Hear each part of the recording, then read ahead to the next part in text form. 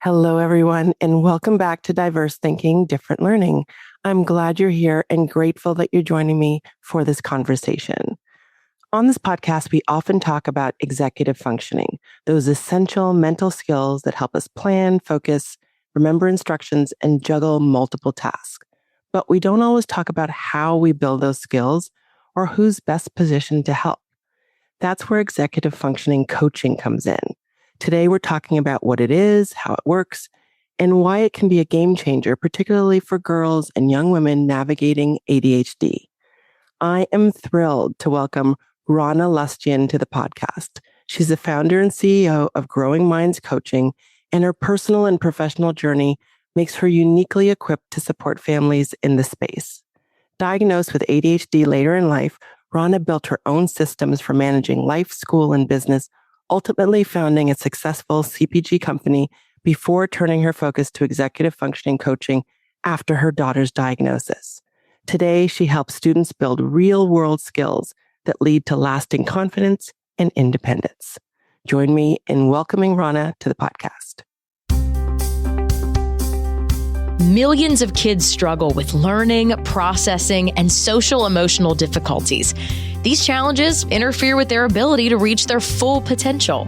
Dr. Karen Wilson is here to help. Her extensive background in pediatric neuropsychology and higher education have prepared her for this unique mission.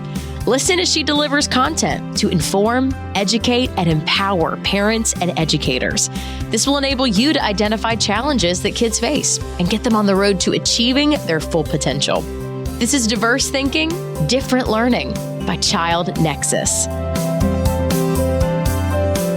Rana, welcome. I'm so glad to have you here. Thank you so much for having me. I've been following your work and I love how your coaching model blends neuroscience, which is my jam, with practical and real life strategies. And I'm so excited to have you on the podcast to talk about executive functioning coaching, because I think a lot of people really don't understand what that is. And so that's a great place to kind of open it up. You know, when we talk about executive functioning, we've talked about it a great deal on the podcast. I'm going to link to a number of resources in the show notes about executive functioning, what it is. We actually had an episode called Executive Functioning 101. But once we understand what it is, kids are struggling with executive functioning, then they want to know what to do. And I love your work with executive functioning coaching. And a lot of parents will ask, well, what is that? What is executive functioning coaching and how is it different than, clinical therapy or tutoring? How about we start there? Yeah. So coaching is it's different from therapy. And I put a flyer together for that I can send you to include in the show notes, because it's not therapy, it's not tutoring. And those two things can be confused for coaching. It does look different for every individual. So EF coaching is very dynamic, and we work.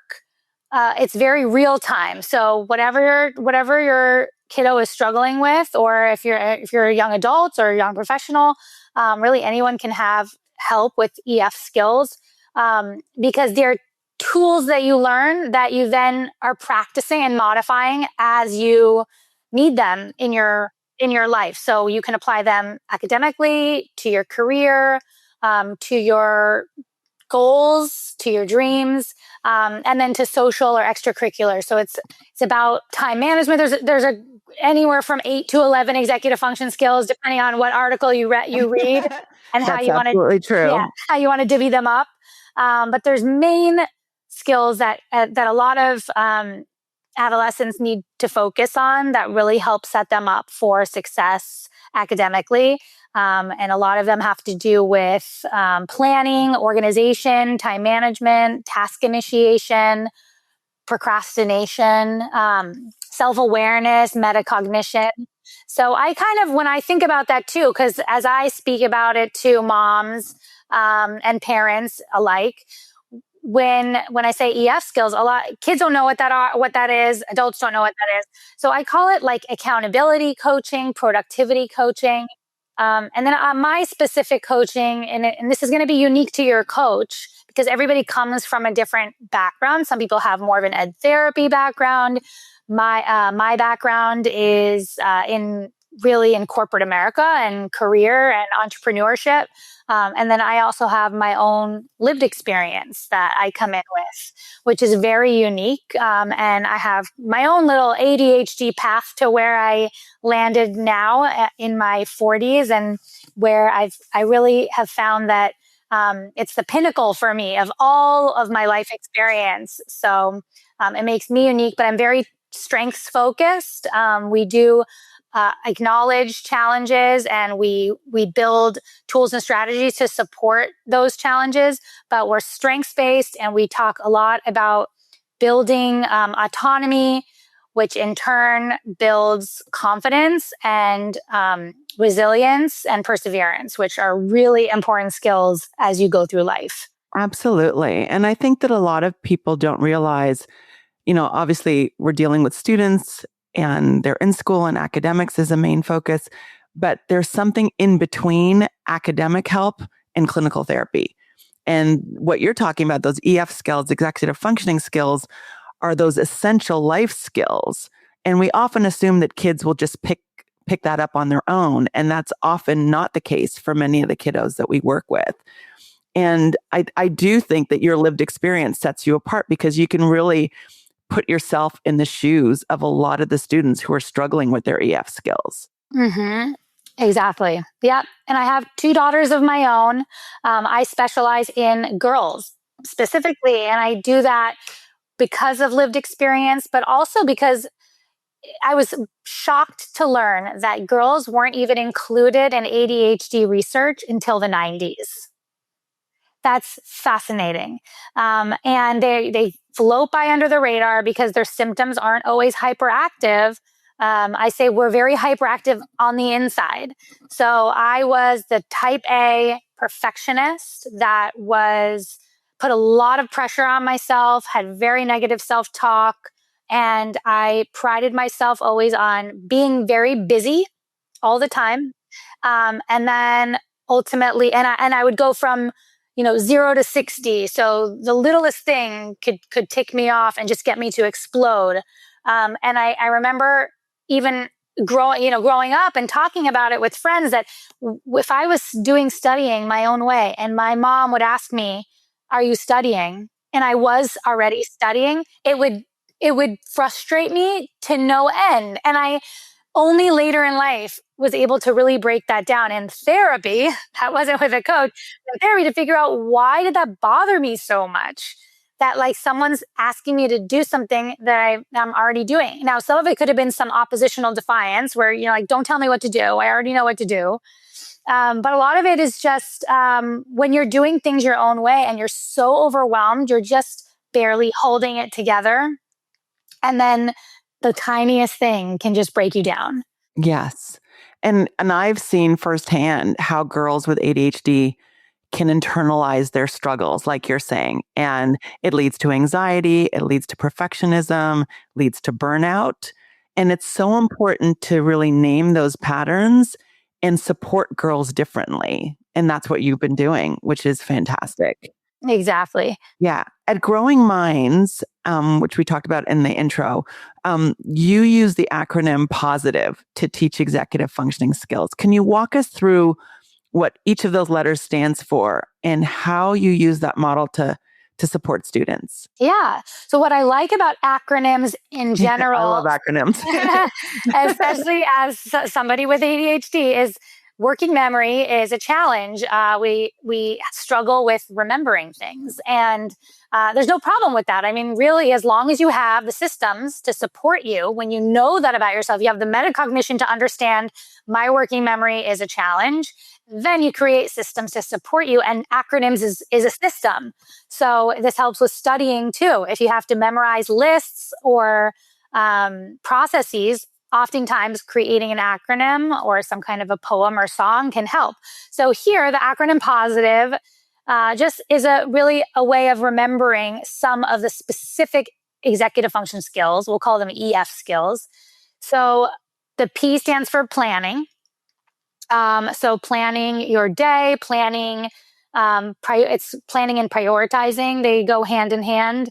It's just, you're not just tackling the easy things that come your way and skipping over the things that might take a little more energy or brain power, but you're kind of figuring out when in your day you are going to focus on the harder things to be able to achieve your goals. So it all starts with kind of this big umbrella. It's like, what are your goals? What are I have the acronym FORD, FORD, your family goals, your occupation or academic goals, your recreation goals, so your extracurriculars, and then your D stands for dreams, so another acronym.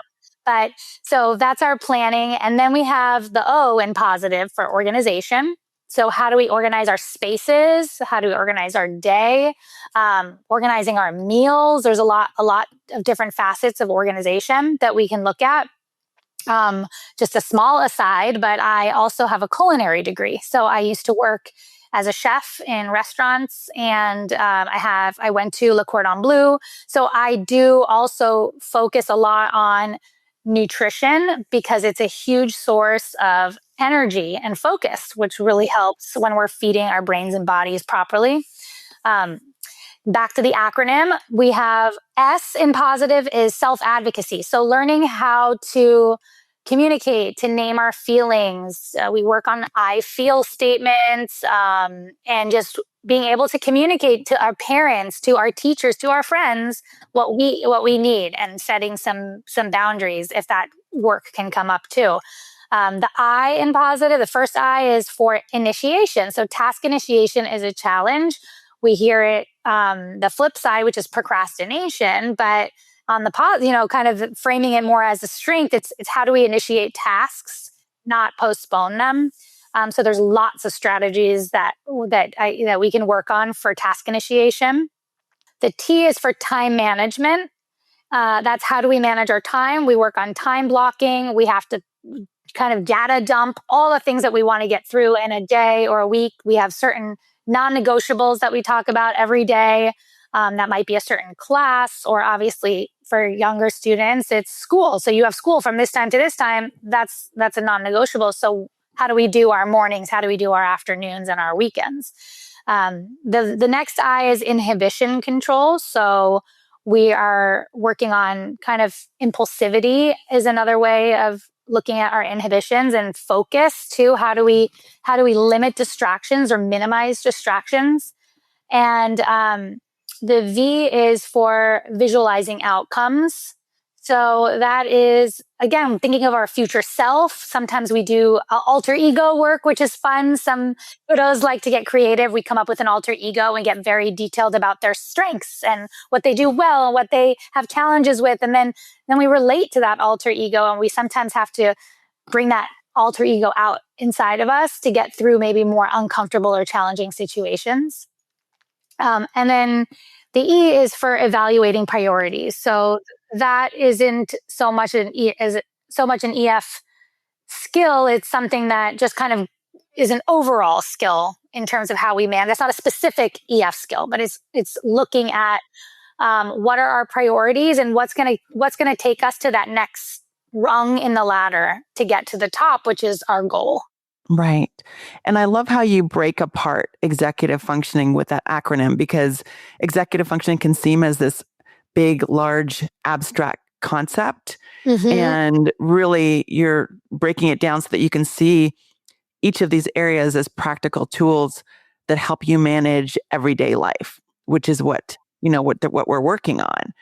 And so when an individual comes in to work on building those executive functioning skills, it can seem to parents like, I understand where they're struggling. I understand what they need to do. They need to not procrastinate. They need to better manage their time. They need to be more organized. What does the coaching process actually look like? What is happening in the session? Because I think that's where the mystery is for a lot of parents. It's like they see where the struggle is. They know what they need to do and where they need to go, but they don't know how that magic happens. Right. So that usually I like to dive right in that first session. So I start with an intake session where the parents and the students fill out a very extensive Google form where I'm just get to learn so much about the student and the parents, the family, overall. So I'm learning about schedules, I'm learning about challenges, strengths, interests. So I really want to get to know the kiddo. And I like doing that before we get started, because I guess you can call that free, right? Like we're not wasting our time, our paid time together. We're getting all of that out of the way beforehand. And then I review all of that in depth. And I kind of come up with my own plan that will be modified over time, because really it's going to be student led when we get together. It's a relationship that I have with the student. So, but I want to get to know them, and we really have to build trust, because they're really going to be opening their world to me. They're going to be vulnerable with me. That's how we get the most out of these sessions. And trust me, not every student is at the very beginning. It's like, who is this? And who's this, minion of my parents that's just trying to get me to do more of what they want me to do. So it starts like that, but I have my own ways of breaking down some of those walls. And sometimes when you meet them where they're at, and I open with some vulnerabilities of my own, so we can share in some of those experiences, so that they know that they're not alone. And I understand a lot of how they're feeling, and I give them my own experiences in some of that. And then we dive into, I like when that first meeting feels productive. Right off the bat, they already have this like sigh of relief where they feel like some weight has been lifted off their chest. So we are looking at the stuff that we can break down easily. So sometimes we'll have them log into a student portal and start looking at some assignments, and I'll just start asking some questions about assignments, whether they're missing or late. We'll look at things that their interests. Most students, whether it's like PE, they're getting an A in PE. Great. We'll start there. Like, what do we like about PE? What's the teacher like? Do they get to be with their friends? So we'll just break down, what they like about certain classes. Sometimes it's not PE. Sometimes it's chemistry, so we're going to we'll break that down together, and then looking at different assignments. And I can see like what starts to spark joy. And that's what then I try to integrate into other more challenging sessions, where we are really breaking down challenges and figuring out what the roadblocks are. Like, why are we not starting this? Why aren't we trying this tool that we practiced? And ultimately the magic really happens in between, because we do weekly 45-minute sessions, and I work with students in a 16-week time span. So you sign up, we do 16 weeks together, plus the intake. It's 45-minute sessions. And where I mentioned the magic, it's in the accountability sessions that happen in between sessions. And those can be as many as 3 or 4 in a week, depending on the student or what goal we're trying to accomplish. So it could be a little text exchange that lasts 2 to 3 minutes. It could be a 5 to 10 minute FaceTime. But that's all included with me. I really like to stay closely connected as an accountability partner for the students or the young adults. And that's where the magic really happens. Right. And I think it's so important for parents to hear that, because coaching isn't just showing up once a week and helping a student with their homework. What you're describing, it's a supportive process. You're helping students build those skills. It's a scaffolded process that grows with the student. And I really appreciate that you build in that accountability and communication touch points throughout, because that is so important. Mm-hmm. Yeah. And that, I don't like wasting time. I'm a very productive person. So I don't like to go from one week to another where they're just telling me that they didn't get done what they planned on doing, because then I see their confidence dropping too. So I'm kind of right there as a cheerleader. And I'm also right there to tell them when things aren't going their way and they're feeling down in the dumps and they really want to sit in that victim space, to kind of snap them out of it. And it hits different when it's a coach versus a parent. So oftentimes the parent being that drill sergeant, it really hurts the relationship. The teen loses, especially in teens and college age students, they lose trust and they don't go to their parents for when they need help, because the parent's just always trying to problem solve, and it's not just listening and validating feelings. And as a coach, I can be there to both listen and validate, and then jump right into problem solving. Yes. And I think that actually having your child work with an executive functioning coach when they're struggling with executive functioning actually preserves the parent-child relationship. Yeah. Right. Because so many parents say that they're hounding their kids and they're checking their portals. And like you're saying, that can. Micromanaging. Yeah. Right. Hey there. If you're finding this episode helpful, I want to make sure you know about a free resource we created just for our listeners. It's our executive functioning guide, a practical, evidence-based tool to help your child improve focus and attention, stay organized and on top of assignments, build daily habits that last, and access the right accommodations, whether they're in elementary, middle, or high school. You can download it for free at bit.ly/ChildNexusEF ebook. That's bit.ly/ChildNexusEF ebook. Now, let's get back to the conversation. So, Rana, who's a good candidate for executive functioning coaching? How can a parent know if this is the right kind of support for their child? So I say there are some challenges that you might see off the bat. So it could be they have difficulty starting tasks or knowing what needs to be completed. So that's like somebody who might struggle with some procrastination. They wait until the last minute or they wait until there's a fire drill and then they're able to knock it out and get things done. And they might be doing great. I mean, a lot of my students get good grades, and then some of them might get good grades in what they're interested in, and then not good grades in what they're not interested in. But these students they're very smart oftentimes. And they might overthink. So they have excessive planning or they overanalyze details. They're spending too much time on the things that don't matter. So maybe it's the aesthetics, which is their strength. They're artistic and creative, but they're spending too much time on that and the content's not there. They might have decision paralysis or inabilities to move forward in thinking just to be able to do the next step or to break down a big project into small steps. They see everything at once. I used to have these overwhelming feelings when I was an entrepreneur and I had my own business. I would have, a never ending to-do list. And sometimes it just felt like everything had to happen at the same time. And and I would freeze. I was in that, fight or flight or freeze. And I would be frozen until I could start to break it down and figure out what needs to happen first, second, third. And once I had that plan, oh my gosh, you could breathe again. Perfectionism, so setting just unrealistically high standards and that hurt your task initiation. Maybe they're giving up too easily or they don't try new things.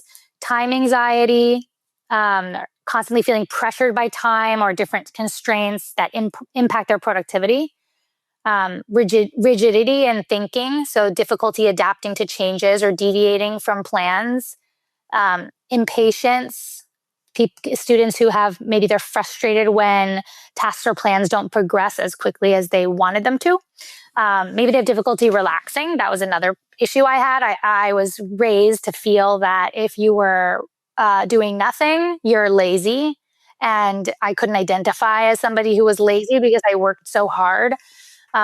So some kids are just go, go, go, go, go, and you're in just work mode all the time. But you're going to hit burnout. Students who feel that information overload. So you're just overwhelmed when you're managing too many things at the same time. And then there's the emotional regulation component. So students who just have trouble communicating when they're stressed or overwhelmed or advocating for what they need or want. And then in the workplace, it can be difficulty delegating. You end up, if you're somebody who says, I'll just do it myself, I'm just going to do it myself. That again, ultimately is going to lead to burnout, and it's not the most efficient way of doing things. Right. And I feel like so often executive functioning challenges show up as what looks like, you were saying, laziness, because, they're not turning in the assignments, they're waiting until the last minute, or it can also look like a lack of motivation. And this is especially true in girls. And that misinterpretation, what I find is it often delays getting support for the kids who need it, right? And so that's why I'm so glad to hear you again break apart executive functioning and also who needs that support. Because someone might be looking at a kid who keeps forgetting to turn in their assignments, or they do the assignment and they leave it on their computer printer at home and think it's just you're not paying attention, you're not focused, you're spending too much time on TikTok, or you're lazy, or you're just not motivated, when it can be something else. Yeah. Yep.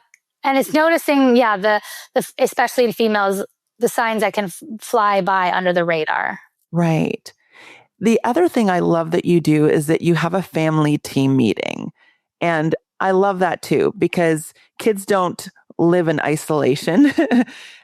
They have a family unit, whoever, and that can look different in different homes. But what's the purpose of that meeting, and how does it help kind of move the coaching process forward? Yeah. So this is oftentimes when you meet with a coach, one of the first times as a parent, you're kind of taking the back seat and you're not involved and you're not micromanaging, and that's challenging for parents. But really, the student is taking the reins in this relationship and feeling the autonomy and the empowerment, which builds their confidence. And with the family team meeting, I usually will tack on 20, 30 minutes to one of our sessions. And again, it's all included. But I first will talk to the student. Like, these are the things that I've noticed. You've been doing so well. And it's kind of that time to cheerlead them and make them feel proud. And sometimes this was another challenge I had when I was an entrepreneur. I never stopped to celebrate my successes. I was just go, go, go. Like, okay, I had the next goal and the next goal and the next goal. And then when you look back after so many years, you're like, whoa, look at what I've accomplished. But it took my husband always telling me, like, can you pause for a second and like look at everything you've done? So that's super important to do along the way. Even these, like, I call them micro wins. So we're looking for daily wins, little micro wins that we can celebrate, because that feeling is going to lead you to the next one and the next one. So the family team meeting will be about 20 to 30 minutes. The student or kiddo knows what we're going to talk about in that meeting. And I make sure I have their permission to share with their parents. So they feel that autonomy and confidence.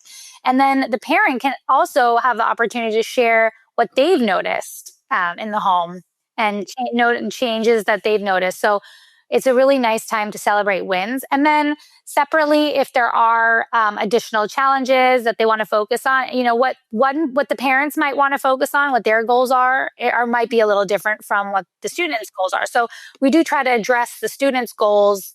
I'm a parent too, so I get it. I'm going to try to always weave in some additional challenges that we could work on at the same time.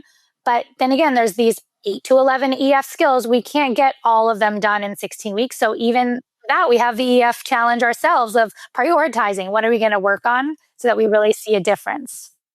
And I just love the idea of celebrating what's working, celebrating those wins, because so often we only meet when something's wrong, right? And this reframing can be incredibly empowering for the student. Yep.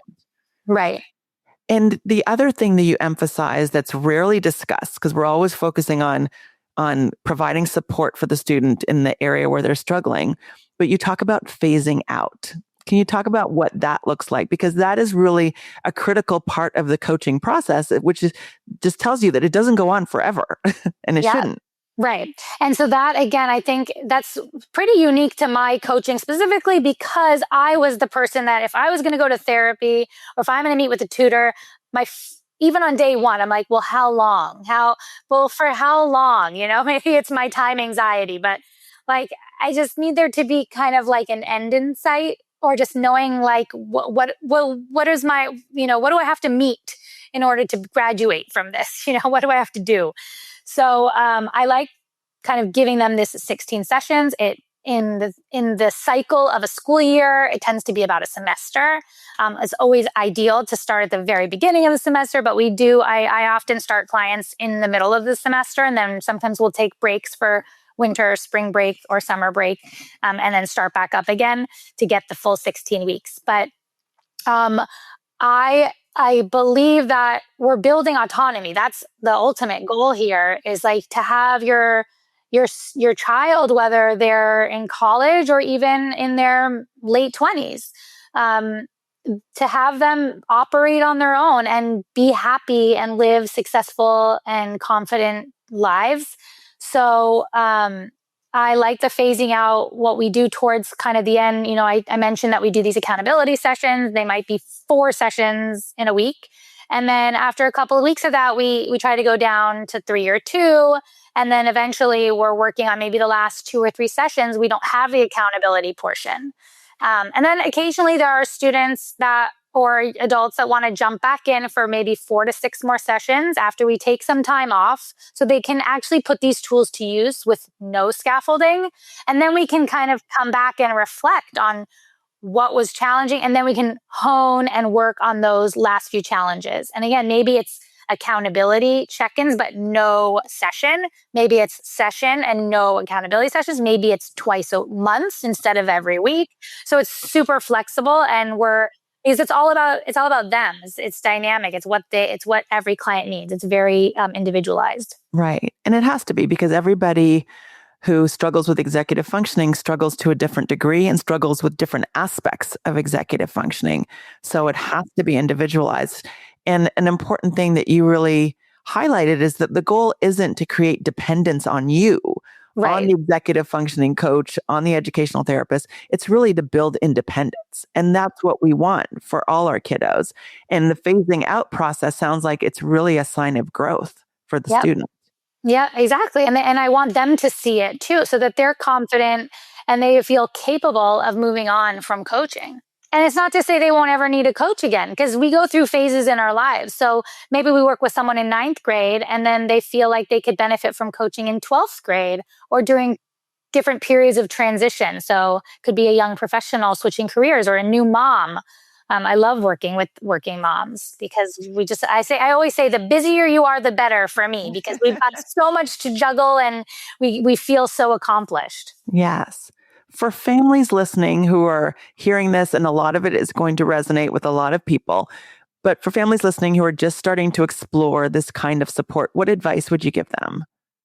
I would say, if you have the relationship, and I hope you do, with your student or your kiddo, to kind of talk about it, maybe look up, like, these are some executive function skills, and also understand that having an EF skill deficit is completely normal, because you're not going to have a full maturity in your EF skills until you're between 25 and 30. And people with ADHD are about 30% behind that timeline. So it's very normal to have struggles. And for females, it's very normal, I say, throughout your lifetime, because whether it's puberty or it's just your monthly cycle, and then you go into perimenopause, in your mid to late 40s, you're constantly dealing with a lot of these challenges. And we have a lot to juggle and a lot on our plates. So you're not going to be perfect at everything. And you're building these tools over time. It's a muscle. So sit with your student, talk to them about what they feel their challenges and strengths are, and focus on both. What are your strengths? What are your challenges? A lot of people don't realize there's this support. I wish I had this support. I feel like this is exactly what I needed in my teen and college years. And as a parent, you're not completely excluded from this process, because your student might want some of your support and accountability partnership in the process. They might want you to ask things just differently than you did before. So maybe they'll say, we come up with that in our session, and then the student will communicate to you. It doesn't go through me. I'm not going to say, okay, we talked about this. Your student wants to do this.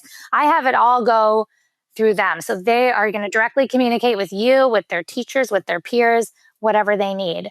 So yeah, it's really, I think it's a benefit really for anyone, especially, people think their kid doesn't need it, but every kid needs it, because their prefrontal cortex isn't developed yet. So there's always something that we could support our kiddos with. And it's a really awesome space to have this, like, productivity, accountability coaching, and to help strengthen the bond between a parent and their kiddo. Yes. And the earlier we build these skills, the better, but it's never too late. That's the beauty of it. Mm-hmm. Yes. And having the right guide and the right support can absolutely change everything. I've seen it happen. Mm-hmm. Rana, thank you so much for joining us today and sharing your expertise, your story, and your passion for this work. That really comes across so clearly. If listeners want to connect with you to learn more about executive functioning coaching or want to work with you, what is the best way for them to reach you? Definitely. My email is best. You can go directly to my email, which is Rana, RANA.L at growingmindscoaching.com. And then my website, growingmindscoaching.com, has additional resources, articles that I write on my blog about different topics that come up in coaching, and a little bit more info about me and my process, my coaching process. So there's a lot of resources on the website. And then you can also book a free consultation. Wonderful. And I'm going to make sure that I put links to your email address and the website in the show notes. Thank you again, Rana. I appreciate you being here. Thank you. Thanks for having me. Thank you so much for listening. If you want to learn more about Growing Minds Coaching or connect with Rana, all the links will be in the show notes. There you will find a number of executive functioning resources. As always, if this episode was helpful to you, please share it with a friend, leave a review, or subscribe to make sure you don't miss the next one. Until next time. Thanks for listening to Diverse Thinking, Different Learning by Child Nexus. For more resources, visit us online at childnexus.com.